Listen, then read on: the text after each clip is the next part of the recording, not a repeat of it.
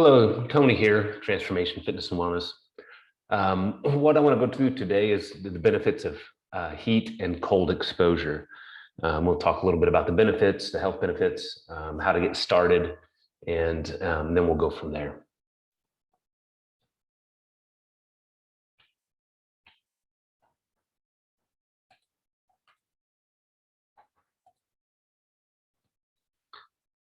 So with either exposure, the heat or cold, or the combination, because the combination is ideal for most people.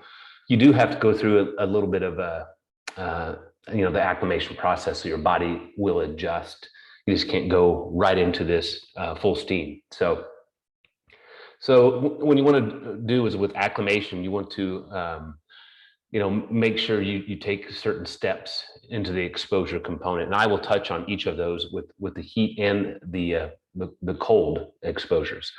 So I want to just touch base a little bit about why this is important and where we're currently at in the environment we currently live in. So we're always in a controlled environment. What I'm talking about there is, you think about it, we're always under AC when we're in the summer, kind of depend on where you live, but the temperature is always set at a 68 to 72, somewhere in that range.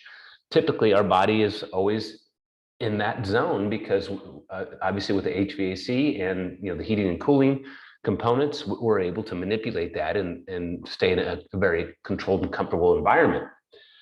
With that said, that may not be the best thing for your body. We are meant to have adaptations. Our body is very, very resilient in exposures to heat and cold. That's how we obviously survived over the years. And with us getting away from those exposures to extremes, our body, we're missing a big component of the health benefits of those extremes, and then the ability to control the central nervous system and mind-body connection. Because we kind of lose that if we're always in that controlled environment. Your body, when it is exposed to heat or cold, doesn't adapt very well because your body's not used to it. Another thing that can happen with the exposures is the central nervous system.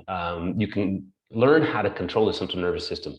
So the sympathetic nervous system is the fight or flight or stress component. When your body is under, out in the heat, the sympathetic nervous system will kick in. Obviously, it's like, okay, the warning, getting too hot, overheating, need to get out of this area, or need to figure out how to cool down. Again, that's the fight or flight, the sympathetic.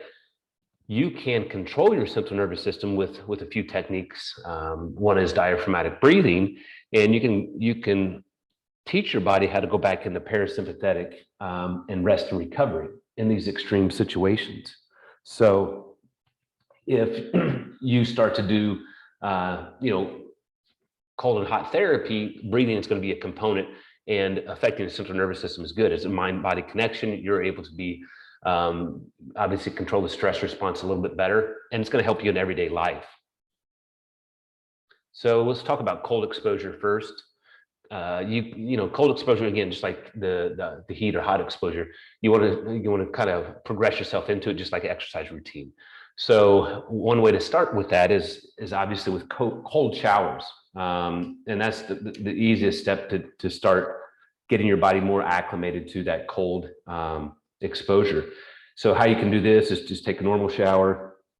Obviously, what are soaps and shampoos? Go ahead and do that in normal temperature, because sometimes it's harder to feel like you're getting totally clean when you kick the water down, or when you kick it over to cold.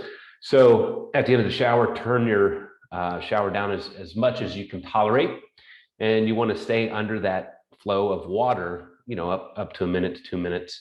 And then what you want to try to really do is, when you're exposed to that cold shower component, is try to breathe through it. Go into that diaphragmatic breathing. You get out of that stress response. You get back into that parasympathetic nervous system component, the rest recovery, and your body will adapt to that cold stimulus. Obviously, you want to try to do this on a daily basis, because just like building up to a cardio routine or a resistance training routine, you want consistency. Your body likes that consistency. When you progress from the shower component, you can go into submersion of your hands and feet. So what you want to do with that is you would get a big bowl of ice water, and you can put your feet in first, and you want to time yourself. You want to shoot for up to a minute, up to 2 minutes, but if you can get past that minute component, you're doing really well. What you will notice is obviously the nerve endings, all that, you'll feel a ton of tingling component when the nerve endings, really that's the body protecting itself. Once you get past that tingling component, your body will relax, and it actually will start to feel more comfortable. Again, you're building yourself up to full body submersion, and that's in an ice bath. Pretty similar concept. You'll work yourself up to a minute and a half, 2 minutes, and you'll probably want to pull yourself out of the ice bath and kind of warm yourself up, go through some breathing techniques, and then you can recycle that multiple times. So now I'm going to jump into some of the benefits of cold exposure. There's quite a few. I don't probably hit on every aspect of it, but I just want to give you some understanding and basics. And then I'll talk a little bit about, the circulation component. By reducing your core body temperature through the showering or bathing in cold water, your body has to work harder and faster to warm itself back up, right? So it has to warm itself back up. That's a natural component, the goosebumps and things of that nature. How it does this is by increasing blood flow to the surface of your skin, therefore promoting healthy circulation. So your circulatory system needs exercise as well. And when it's exposed to cold and hot, it's going to respond better. Because there's a vasorestriction or narrowing of constriction of the blood vessels. And that's important because basically you're exercising your blood vessels. It happens when your smooth muscles and blood vessel walls tighten. So that's how it happens. Hydrotherapy has been used for centuries to relieve stress components, inflammatory components. So obviously, if you can make this into a routine, taking like a cold shower, it's a physical stressor. It obviously resets your stress response and ensures that stress won't feel as overwhelming in the day-to-day activities that you may be exposed to. It basically puts you in those situations and lets you, again, when I talk about that mind-body connection, gives you a little bit more control of the stress response. And then they've had multiple studies to show that it improves depression, improves immune system, and again, anti-inflammatory, reduces stress. Anti-inflammatory, obviously, with cold exposure is going to pull down your inflammatory response. With the cold exposure, it exercises your nervous system and the endocrine system as well, with the immune system. So that's going to be beneficial. Obviously, your cardiovascular system and respiratory system, which is beneficial for your overall health. And when you do this, there's like a mind-body connection. There has to be some type of, control and it's almost like a meditation aspect, controlling your body. And that's going to help with reduced stress and obviously improve from a depression standpoint. And then when you expose yourself, you're going to create this powerful awareness of your body and again, that mind-body connection. And it's going to allow you to be able to handle outside stressors and respond to outside stressors much more efficient. So I'm going to pop into how to get started. I kind of touched on that, and I'm just going to talk about a little bit of the progressions as far as the time. How to get started. Obviously, I talked about the cold showers, hands and feet submersion, full body submersion. So we'll start with the showers. I'm just going to talk about timelines. 15 to 30 seconds of cold on cold at the end of your shower. You can start there, again, 15 to 30 seconds. If you can, and you work yourself up to about a 5-minute cold shower, staying directly under the cold shower head. With the hands and feet, again, I'm talking about time. You want to work up to that 2-minute standpoint. You can start with, set your clock for 45 seconds to a minute to start. If you can get past that, again, you're going to go through that time frame where you have a lot of tingling, and then once you get past that sensation, it's about a minute and some change, you'll notice it goes away. And then when you do the full body submersion, I kind of touched on this as well, just kind of review. You want to work up until 2 minutes. You don't want to stay much over 2 minutes. So once you hit that 2 minute marker point, what you want to do is probably get out and you can go through some breathing techniques and then warm up for about 5 minutes. And then you can repeat, two to 3 rounds. You can work up more in that. Interesting part was when you start doing this with the cold component, it actually starts feeling really, really good. It's interesting how your body responds. So it's, I've experimented with this and there's great benefits. You feel really good, really refreshed when you do this on a consistent basis. So now what we're going to do is we're going to pop over, then the other extreme is heat stress and heat stress exposure. So heat stress exposure, obviously, again, I'm going to talk about that. We're in a controlled environment. With that, we're not exposed to the heat elements. And I touched on this a little bit in the beginning.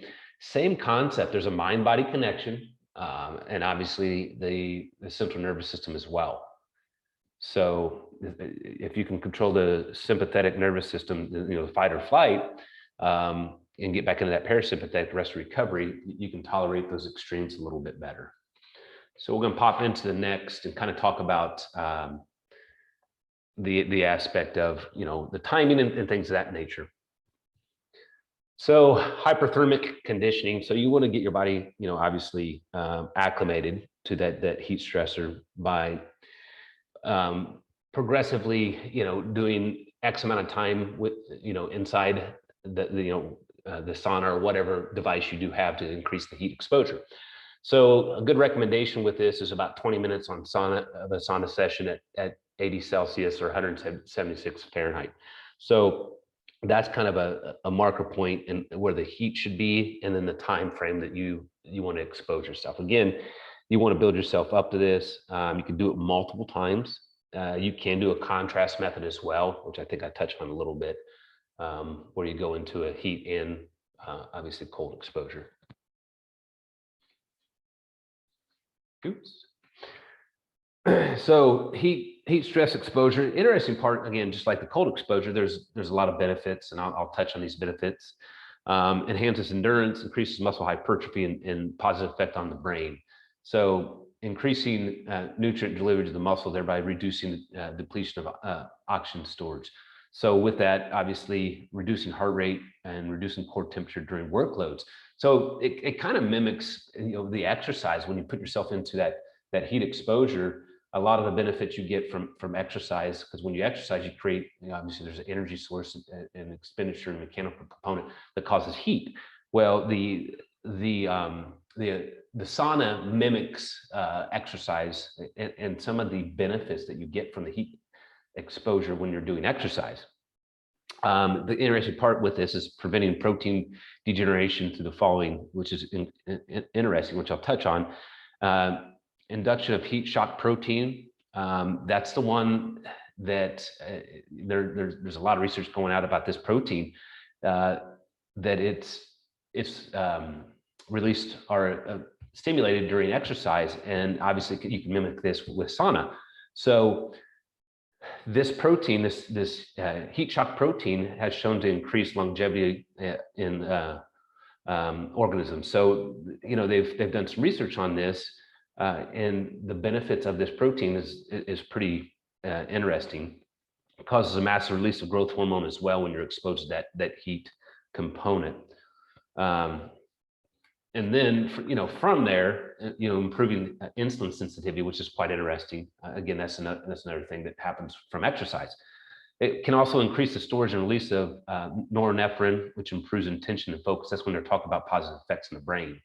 And increases prolactin, which causes your brain to function faster by enhancing melatonin, and helps repair damaged neurons, which is, again, this is all really cool research that are coming out.